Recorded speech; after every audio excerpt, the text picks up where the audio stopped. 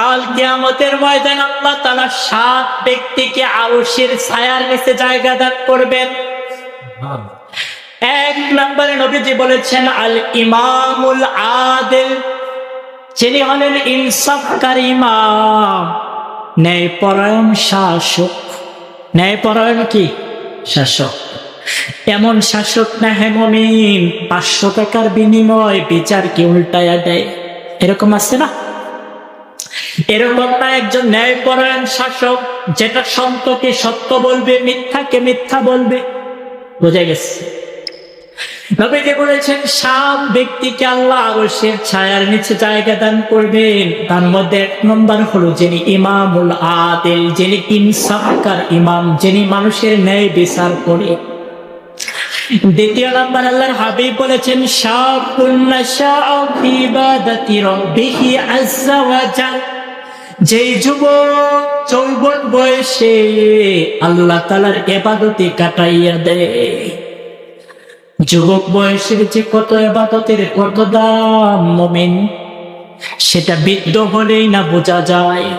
অনেক মুরব্বীরা কয় হুজুর ঠিক মতো ইবাদত করতে চাই কিন্তু পারি না। নামাজ পড়তে যাই, অর্ধেক পড়া হয়েছে, ওযু চলে যায়। এরকম নাই? ওযু চলে।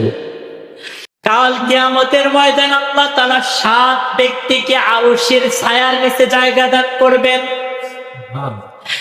এক নম্বরে নবীজি বলেছেন আল ইমামুল আদিল, যিনি হলেন ইনসাফকারী ইমাম, ন্যায়পরায়ণ শাসক।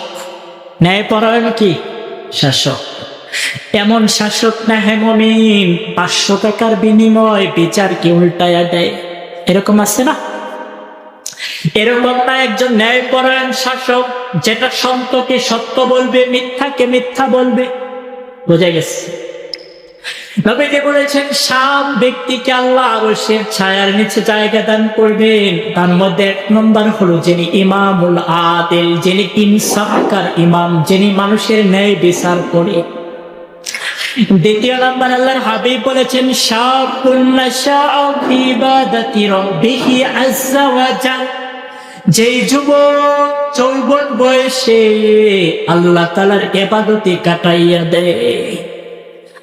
যুবক বয়সের যে কত ইবাদতের কত দাম মুমিন, সেটা বৃদ্ধ হলেই না বোঝা যায়। অনেক মুরব্বীরা কয় হুজুর ঠিক মতো ইবাদত করতে চাই কিন্তু পারি না।